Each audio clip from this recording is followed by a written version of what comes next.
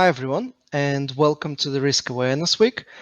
It is my great pleasure to be joined by Norman Marks today in the session, and we thought it would be quite exciting for us to have a conversation with your help, participants in the comments, to have a conversation about this concept, ERM, Enterprise Risk Management, and so much uncertainty associated with the concept, which I thought was quite ironic. There's a lot of uncertainty associated with the concept of risk management, which whole objective is to reduce uncertainty.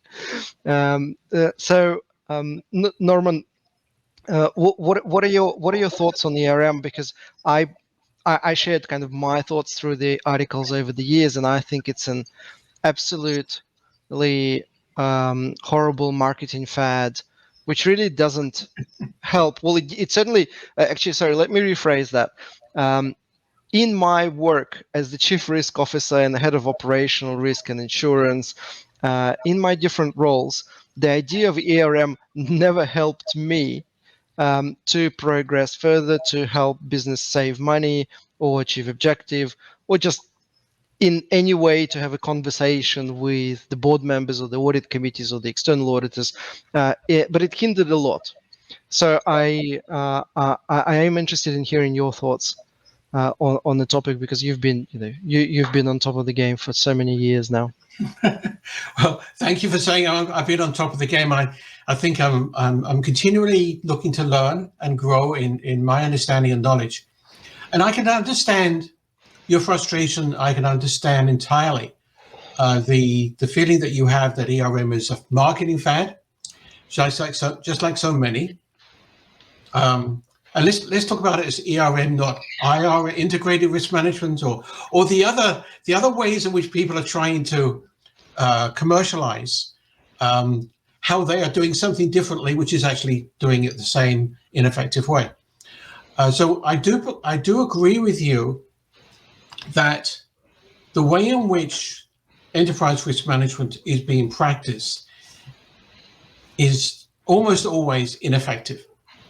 And you'll see this. I just wrote about it recently when I reviewed the latest survey by North Carolina State, which talked about the fact that people think they have complete ERM, but management and the board are saying, well, it's not really helping me do my job. It's not helping me develop my objectives and the strategies for achieving them, and it's not helping me execute on them. So I think we have a problem because people continue to do what they are being told is effective ERM. And it may be effective as ERM and complying with the requirements of the regulators, but it's not helping people do their job. And I want to take just a second here, Alex, to talk about the regulators, because I don't think this is well understood. And again, this is my opinion because I haven't talked to the regulators about this, but I see the regulators, whether it's the SEC or any of the international organizations, Basel and so on, they're there trying to protect the shareholders from management taking excessive risk and putting the company at risk. Their brief, if you like, their reason for existence is not to help organizations make more money, is to help them from losing too much. And so this is not consistent with the way in which I, for one, as an investor or as an executive, want the company to be run.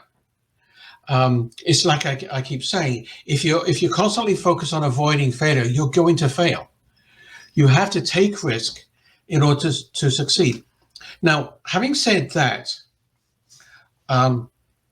before the concept of enterprise risk management, we did have risk management, even before people were talking about risk management. We all know this, right? People were still figuring out the pros and cons and deciding whether to do something based upon their understanding of the things that might happen. And that to me is considering and managing risk. But a lot of it was being done in silos. So Treasury was doing one thing, Marketing was doing another, sales was doing a third, and they weren't necessarily in sync in terms of doing what the organization as a whole wanted them to do. And furthermore, they were assessing risk in their area, if you like, in a silo. So, we get that continuing now with cyber, with NIST and ISO and FAIR, looking at things in terms of risk to information assets, whatever they are. Mm-hmm. Well, And shall we take that hypothesis and discuss well, discuss it? yeah, I want to take that, but you see, they're doing it in one way, and if I'm an executive and I'm trying to make business decisions, I need to be able to understand all the things that might happen that will affect what I'm trying to do. And I can't do that when I've got apples, bananas, and typewriters. and so the idea of enterprise risk management, as I understand it, because I was not involved in developing any of that, it was to find a way to let people running the organization get the big picture. And I can see that. I mean, I just wrote this week, Alex, a very new blog referencing something that happened in my early career as an executive running internal audit, where the treasurer was investing in overnight deposits to manage cash tremendously conservatively, and yet the trading organization was not only using derivatives for hedging, but actually using derivatives speculatively. And so you had disconnected attitudes in terms of how to run the business within different parts of the business. And that is no way to run an organization. So I can see some value there. So back to you. So first I wanted to comment on your very astute observation. So NU State University, I don't know for how many years they've been doing this survey, and it is by far my most hated survey on this one. Like even Big Four do a better job, and I mean that's just saying a lot. And as you know, I know the authors personally as well, and I'm just amazed at how they continue down the wrong path, regardless of everything that is happening in the world of risk management. Their ignorance and their continuation in their ignorance is just amazing.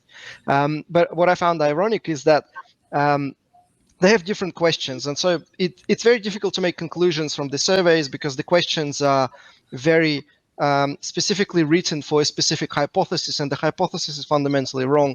So all the questions are wrong, and so hence the answers are pretty meaningless. But it's one thing that I found is fascinating is they ask people, do you have ERM and are you happy with your ERM? And most of the people say yes. And then they ask, does that deliver value? And everybody says, or most of the people say no. And I think both, they're not, obviously there's inconsistency, but I don't think anyone is lying, because that's the fun part. Is the way, in my opinion, the way ERM was intended, the way it was designed, is so fundamentally flawed and useless that even if you do the best ERM on the planet, you will still not deliver any value, because that's not how the business operates. And that's the point I always try to make, is that implementing, and people usually counteract with me saying, oh, you don't implement it right. And I'm saying it doesn't matter how well or poorly you implement risk management, even if you have, ERM, even if you have the best ERM on the planet, you're still not gonna make a difference to the decision makers making decisions. So that's the first point that I found funny. Do you want to comment on that? Well, you know, before we started recording, I said that perhaps it comes down to words, and because I know that you've been on the review panel and you've helped me write my books, right? So I know we're not a million miles apart. I think that effective risk management can help organizations be successful. I really do. I think that it can provide insight as to whether I'm likely to achieve my objectives, and then what is holding me back and where are the opportunities to improve. Now, the thing is, what do you call ERM? Do you call ERM the development of a list of risks or risk profile, as COSO talks about it? And if you limit yourself to that being ERM, then yes, I agree. It's never going to be effective. On the other hand, if you turn it around and say enterprise risk management is about running risk management for the enterprise as a whole, doing what the enterprise needs, providing, ensuring that people making decisions have the information they need to make informed and intelligent ones, then it can be successful. But it all depends on what you call enterprise risk management. For me, and I've said this several times, effective risk management is in fact effective decision making, and effective decision making is really just effective management. So it really always comes back down to effective management, and there's just so much to that. But do I want to? I mean, some will say that what I call success management or management for success is not the same as ERM, and I say, well, in that case, stop doing ERM. And go for success management. On the other hand, I would prefer to say we need to move the idea of what ERM is over towards providing more assurance that you're going to achieve your objectives. Okay, or an acceptable level of likelihood that you will achieve your objectives, because you can never be certain you will achieve your objectives, but you can improve the likelihood that you shall. And so it depends on what you call ERM. If you call ERM production of a list of risk, and I don't know whether you got far enough into that survey, Alex, to see that there was a table in there as to how many risks they included for discussion, and many of them was like 5 or 10 risks, and it's, to me, it's mind blowing, because risks exist in every tiny little corner of the enterprise, and any of those can have a significant effect on the organization. I talk about Deepwater Horizon. That was massive, right? But it was a tiny little piece of BP. And the idea that the board or even the CEO had any clue of what was going on, or should have known what was going on in that small part of the business, it escapes me. So there are risks being taken all the time that can affect the organization as a whole, and so focusing on 5 to 10 is naive. Fooling yourself. Yes, it's naive. But on the other hand, if you focus on how can we help people make better decisions all across the organization, because that is managing risk. Yeah. Then to me that makes sense. That's so thank you for that, because that's one of the reasons why I thought it would be worth recording this this debate, because I over the last 3 years, as I was first the chief risk officer of a large fertilizer company, then a head of operational risk, investment risk, and insurance for the kind of consolidated group, which had 2 almost $10 billion businesses in the holding company. And what I've discovered, which I think is absolutely fascinating, is that the effect of risks on objectives has much less practical importance than we believed. So understanding what may prevent from success. In the last 3 years, for example, I had never needed it to have a conversation or do something practical. And I'll explain what's the alternative in a second. So measuring effect of uncertainty on objectives, not important, not as important as we believe it is. It's only important some of the time for very minor purposes, mainly to do with like refinancing and covenants. Second, you know how one of the biggest principles underlying ERM is that it's all about enterprise aggregating, just consolidated picture, viewing the whole thing, as opposed to silo approach to risk.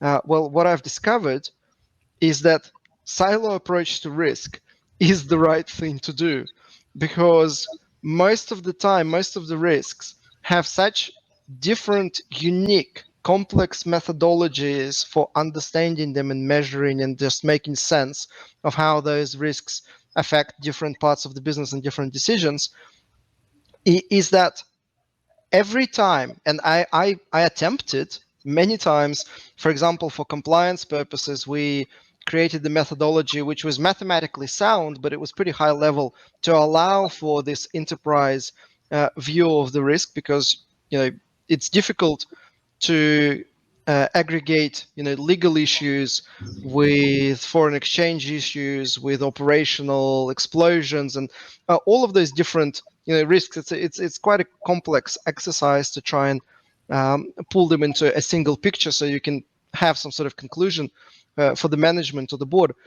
And so every time I've tried to do that, the backtest showed me that we were actually miles off. And we were much better off every single time, much better off to never try and come up with some sort of aggregate enterprise-wide methodology, and in fact sticking with different silos. So that's the second interesting observation. So I no longer believe in this beauty of enterprise view of the risk, because I know that it distorts the picture so much that it basically just becomes useless or deceiving even. And the third point is that executives don't really operate in this kind of vacuum of mapping everything that they do against objectives. They have different specific decisions at hand. And when you do risk analysis in the context of a specific decision, it could be a big decision, like business plan update or a budget for the next year, or it could be a small decision investing into a specific operational upgrade, or it could be a big investment decision investing in a new plant in a nearby country. Whenever you do risk analysis in the context of that specific decision, you are taking care of all the different risks that are associated with that decision, but it's never enterprise. Like, you don't actually need all the other enterprise risks for that specific decisions. And there are ways for measuring portfolio effect and mathematically sound approaches to take care of that as well. So I've, at least over the last 3 years, discovered three interesting things. No one that I dealt with ever cared about the effect of risks on objectives.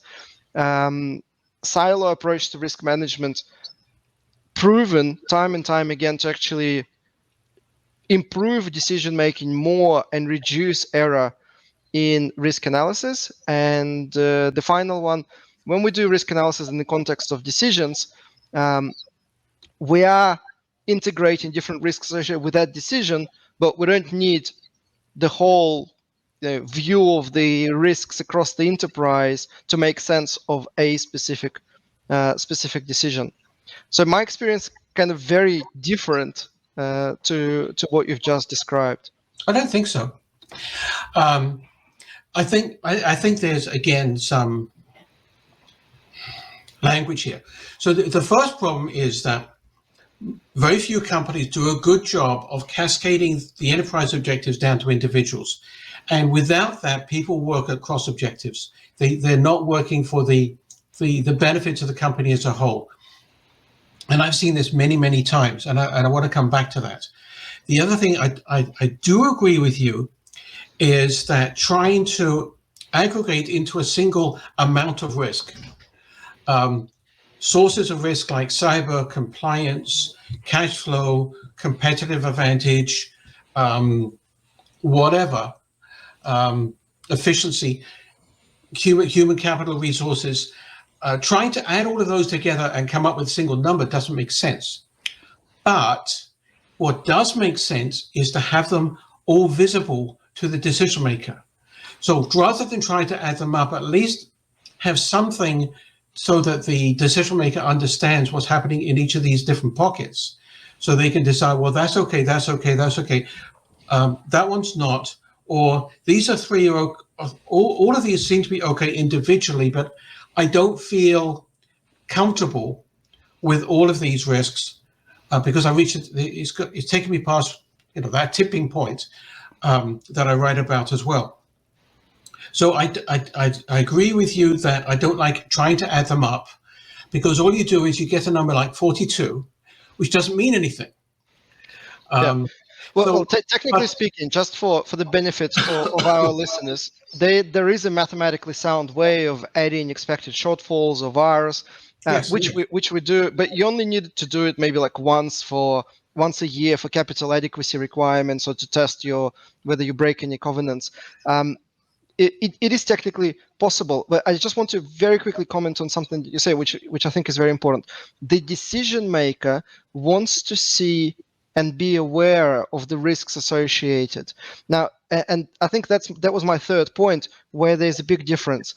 I completely agree with that statement that you just said. The decision maker needs to be aware of all the uncertainties associated with the specific decision that he is considering at the time.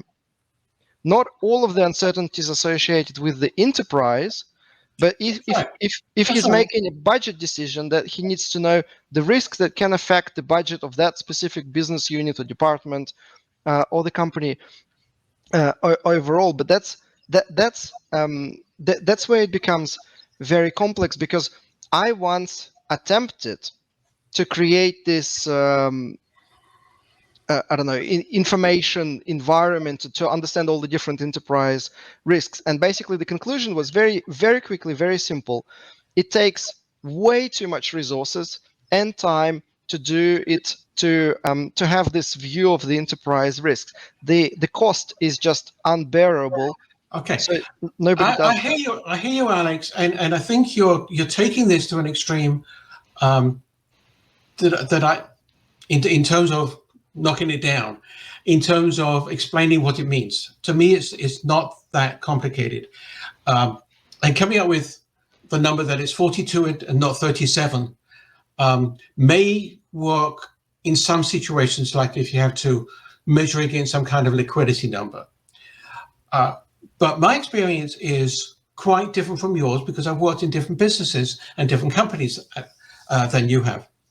So, for example, there was one company called Selectron, that I worked for a few years. It was a contract manufacturing company with facilities and companies all around the world. It was a very much broken company in many, many different ways, led from the top in a broken fashion. And one of the things that I found was that we would have a single customer. It would be Nortel or IBM or Apple or whoever, and we would manufacture components, electrical products for them. But maybe the one component was made in one part of the company, which was an independent, locally run company with its own objectives, and it was assembled by a second, and the enclosure, or the container, was done by the third. Each one of them had personal objectives to achieve, many of which related to sales and profits, and they were making less money, each one of them, selling to each other than they were selling to third parties. So they basically refused to cooperate, and they were hurting the company as a whole. So that kind of siloed operation is disadvantageous for the company. They also, the company was so fragmented, not in tiny pieces like this, but it was even more fragmented in terms of major decisions, such as which computer systems are we going to use? Which ERP are we going to use? So the Americans decided we needed to try and move everybody onto a single platform. And this was the corporate CIO leading this. They come up and they said, we need to use this particular product from a company called Barn, which is a European product. Europe said, well, that doesn't meet our requirements. Okay, so we're going to go with SAP. Okay, Asia said, well, we don't like either of those two. We're going to let every single site choose their own. So across the whole company, we had every single form of ERP or native born financial system, manufacturing system the world has ever created. And nobody could talk about anything else. If we ever wanted to get, where do we stand in terms of negotiations on consulting from PwC? Can we leverage our buying power? We could not get that information. It would take weeks or months to get any kind of information. And then we would say, well, we got this particular kind of problem. And so every every department would go out and do its own thing. So somehow there are times when you do need to understand, okay, if I take another company, Tosco, we're falling behind one of our most critical budgets, targets, objectives, which is to make so much revenue and so much net profit, right? And we want to have customer satisfaction, and then we're falling behind. But there's a lot of different things they can do to achieve that in different silos of the organization, different product lines, different parts of the company, and so on.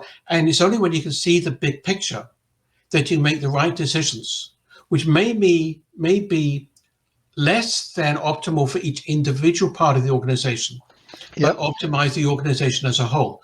So I think, okay, one of my professors at the LSE told me the answer to every question is always, it depends. And I think what we've got to do is you've got to look at the company and its particular needs, what it's trying to achieve, and say, what kind of information, what kind of risk management does it need? For instance, silly things like, does it need fast risk management or slow risk management? Sure. What kind of decisions have to be made, and who's making them, and are they getting the information? So I think some of the companies that you talk about, where you've worked at, like the big fertilizer company, the financial trading company, that's maybe a different situation than I'm talking about. I do agree that trying to aggregate different types of sources of risk doesn't necessarily make sense. But making sure that everybody is working together for the benefit of the company, not necessarily optimizing their own individual silo, but optimizing the organization as a whole is important. Absolutely agree. And so I have three comments on what you've just said. So the first, I think, is an important message for our listeners, is because the problems that you described, the real problem that you've described is a poor performance management system where different parts of the company are motivated for different targets, and these are not aligned, and so they're all kind of pushing in their own direction, trying to save peanuts while probably losing a lot of money for the shareholders overall. I mean, that doesn't really have anything to do with risk management. It's just poor performance management. Same as you can have poor strategy. For example, you mentioned that objectives are not cascaded. That's just bad planning. Like, it has nothing to do with risk management. And I think one of the fundamental messages that I want to get across is that risk managers are not these knights in shining armor that are gonna bring or helicopter into some non-existent process and then suddenly make it amazing through risk management. One of the fundamental to risk integration, because we're saying it's risk-based decision making or risk-informed decision making, whatever you want to call it, is you integrate risk analysis into an existing business process. If the business process is not working, if it doesn't exist, if it's not formalized, then there is not a lot you can do with integrating risk management because you have nothing to integrate into. And so as a chief risk officer, I often had to make choices of not integrating and discussing that with the shareholders, saying, well, there's no point integrating risk management into something or other because the process doesn't exist yet. And in fact, one of our main shareholder was very clear on that. And he would say the same to the internal auditors. There's no point auditing or integrating risk analysis into something that doesn't exist. If it's a new business process or a new department, let them do the setup first, and then you can integrate into something. So that was That was the first point that I wanted to make. But you made two other very important points that I can't remember now, but it will come to me. It will come to me because it was so important. Something that you said. But anyway, It'll come back to you. yes, it will come back But to let me. me come back. You see, to me, risk management is not the same as risk analysis. And to me, risk management, the way I define it, is understanding where you are, understanding what might happen, and doing what you need to do, taking action to achieve your objectives. So it's very broadly, but it's even more than that, because it also includes making sure you set the right objectives with an understanding of what might happen. Because if you don't set the right objectives, measuring anything against them doesn't make sense. I also don't separate performance management from risk management. Okay. I think they have to be integrated. Yes, no argument there. So I think you need performance management, you need strategy management. All of these different things need to be part of of effective management. Okay. And to me, that's why I keep saying effective risk management is effective management. Effective management Yep. is effective risk management. Yeah. And so I don't siloize and fragment management into different pieces and say, well, risk management is this, risk management is just this, it was just that. Yeah. Risk management, to be effective, you need all these things to be working together. Which is actually fascinating because I have a very different view. So I've been, obviously thinking about this a lot, and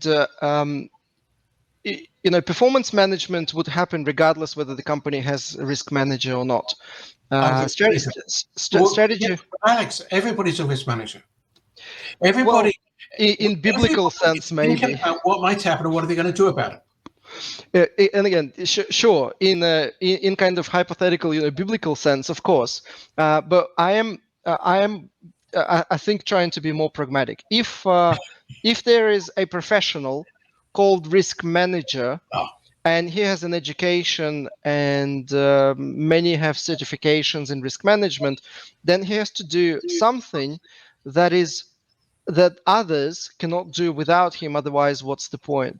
And so I actually came to a conclusion that that risk management is most of the time risk analysis, because that is basically the unique competency that others cannot do.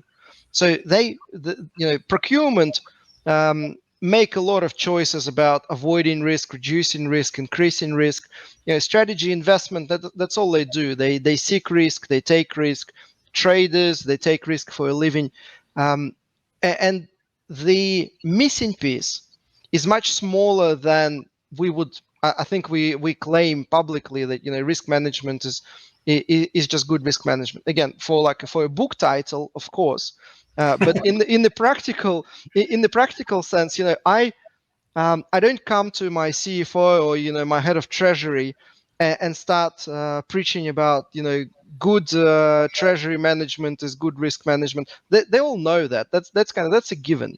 They're saying, well, we have a specific, very narrow need for your competencies, which is quantify something or other, or run simulations or run scenarios. Do something quite specific and quite targeted that gives them additional ammunition to the decision that they would have made anyway, whether the risk manager was there or not. And I think the value, or at least that's where the savings came, is when we took existing business process and added that element of risk analysis to it, which just allowed, well, first it kind of created more clarity around the risks associated with the decision, but then it gave more choices to the decision makers to make.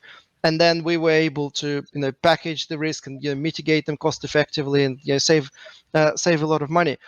So I found that it had a lot more value to the kind of business bottom line, sticking to a narrow view of risk management, as opposed to kind of broader conversation of whenever we make choices, there's an upside and a downside.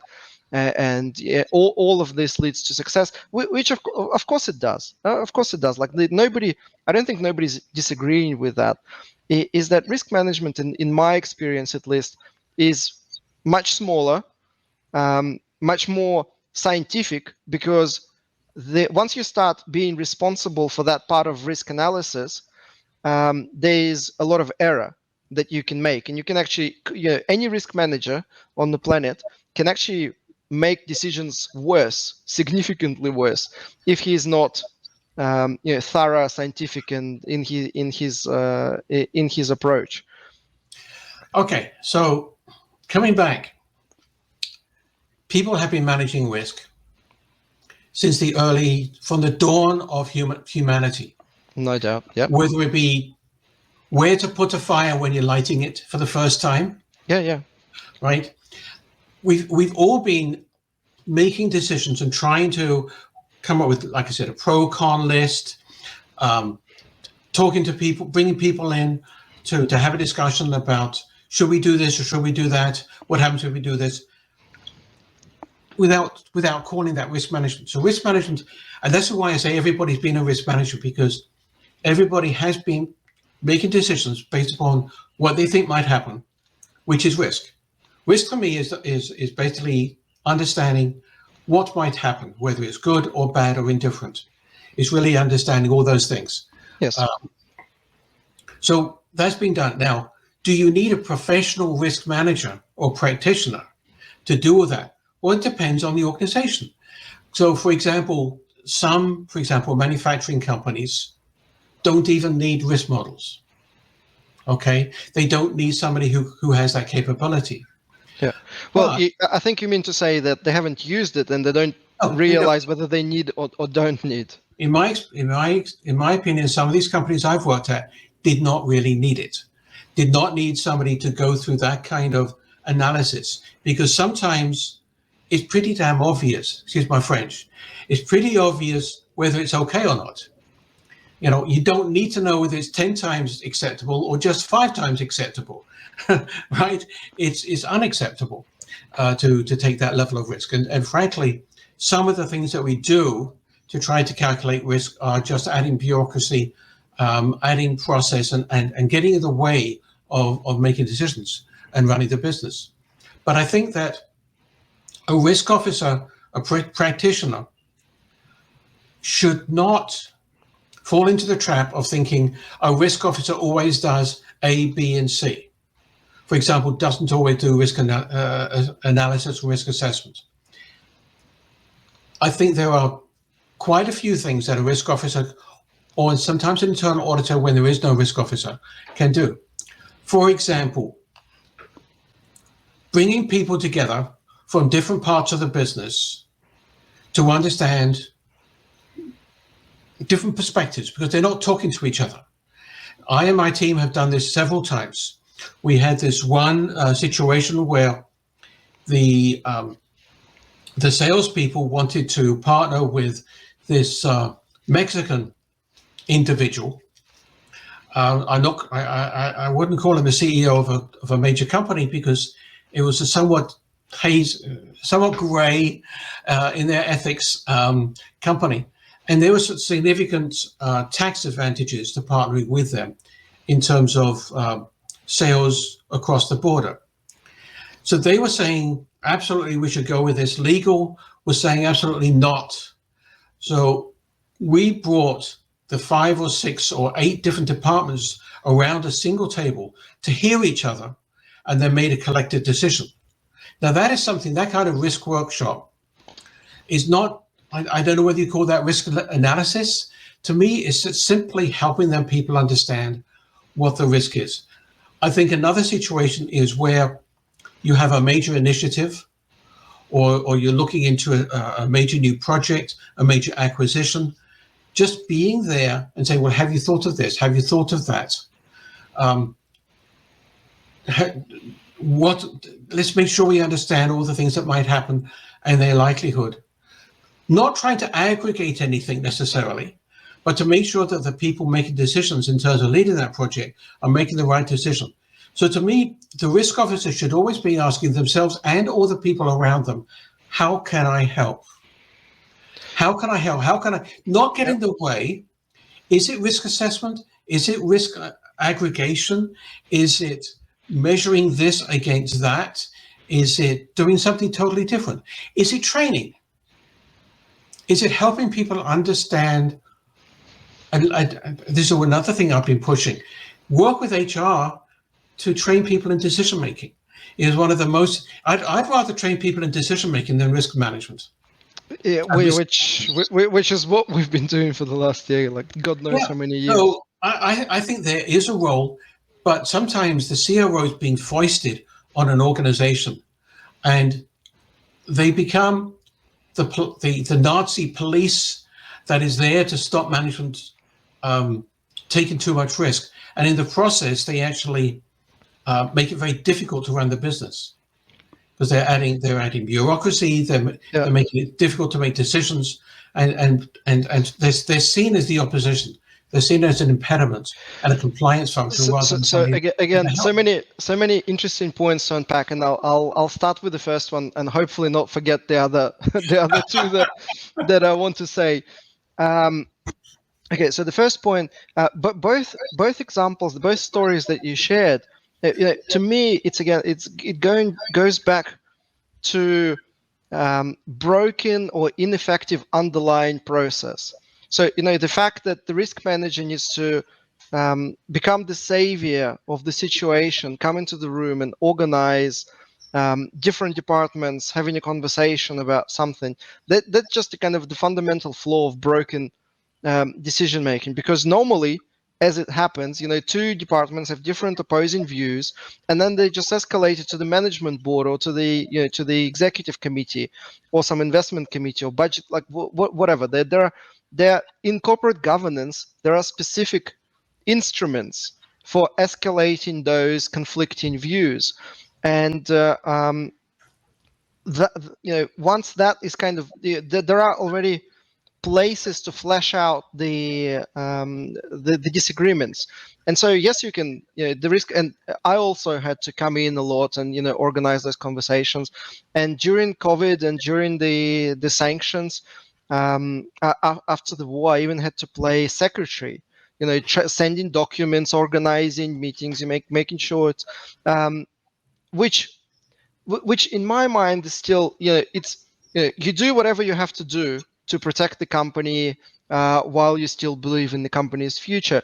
It's not really a risk management job. Like literally, risk manager is not really the secretary of corporate governance. I don't think it can be. It can play that role, but it's not why companies hire risk managers to be those secretaries, or at least if the risk manager is the secretary, then he probably doesn't deserve the high salaries that some risk managers aspire to. So there's this disconnect. But then the other point, which I found very interesting, and again something I'm discovering a lot of things just as you are, and one thing that I kind of completely flipped on is that I actually think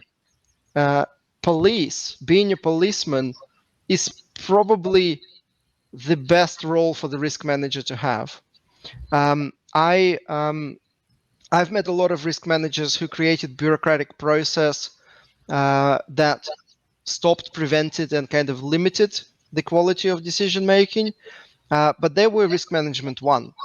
They were always risk management one. They just I've come across risk registers that have 53 columns. Something that is it should be illegal basically. It's criminal. Doing something like that, or updating your risk register every month, things like that, they should be criminal. But that's these we shouldn't kind of benchmark our thinking of risk management on few idiots that just do horrible things, because that is just insane. Like there is I had the same insanity in procurement. I was somebody tried to sign me up for a small training gig for only a few thousand dollars, and they sent me paperwork as if I was manufacturing parts for a multi-billion-dollar contract. And I said, I'm not even going to waste my time completing the procedures, because if you want to fill in all the forms, you can do it yourself. It's just not worth my time. It makes no sense, no business sense. So there are always bad apples, but they're not They're not really the benchmark for us to look at. But being a policeman, in my mind, is actually such a powerful position, because for every aspirational strategic investment decision where you need to where there's no right or wrong answer, and you need to weigh pros and cons, you need to simulate different scenarios, and you need to kind of give a lot of options to the decision makers for them to consider everything that can affect the objective of that decision. There are risks that are just plain vanilla risks: foreign exchange, interest rate, price risk, some of the compliance issues, health and safety, environmental issues, some risks that are some of the operational risks, like maintenance, breaking down, explosions, all of those things. These risks, and by the way, there's a lot of money to be saved in dealing with those risks quantitatively, because they have missed all this quantitative risk train, these areas of risk management. And for these risks, it's a very important role for the risk manager to set the limits, figure out how much risk is okay and how much risk is too much or too little, and then you basically monitor, police the other departments, especially in trading and commercial, on how well they stick within the allocated risk limit. So I very much began to like, because I saw how operational, pragmatic, down to earth, and kind of very useful it was to the business where I worked last, having that police role for the risk manager. And in fact, that's what the shareholder kind of appreciated most. He said, I want somebody to police the other business units on how much risk they're taking within the kind of the limits that I give them. So you need a policeman if you have broken processes, broken governance processes, coming back to the point you made earlier. You don't need it if management is on top of the reports and is making intelligent decisions because the level of risk is rising too fast, or it's approaching or even exceeding acceptable levels. If you don't need a policeman if management is behaving responsibly. So, but I think the concept of the friendly neighborhood policeman who looks after the teenagers and helps them do their work, helps them understand the consequences of their decisions, maybe that's needed in some cases. But I think that it still comes back down to, how can I, as a risk officer, help everybody individually, as a business unit, and as an organization, be successful? And to me, if you are seen as a policeman, they avoid you. If they hide things from you, they may even lie to you. So your value becomes very low. On the other hand, if they see you as somebody there, they believe you are there to help them, that you are actually adding value, then you are being successful. And that's why I keep coming back to the question to ask management, is risk management, as it's being practiced here, helping me set and then execute on my strategies and objectives? And if so, and if they see that, yes, I welcome it, it is helping me, then you're effective. Whether you call it risk management, whether you perform performance management, whether you call it judo, or anything else. Risky judo, quant judo. I like that. But this is why I prefer to talk about risk management for success, or just success management, or just effective management. And in this particular organization, how can a risk manager help? How can a risk professional help? And maybe part of that is by changing his name to mean decision support instead of risk officer, because the risk officer should be the manager. Anyway, it's been fun having this conversation with you, Alex, and I hope everybody else is I'm sure they have. Right. How much you enjoyed this conversation? Have you enjoyed it as much as we have? Thank you, Norman. And thank you everyone who watched this, and we'll see you in the other workshops during the Risk Awareness Week. Thanks.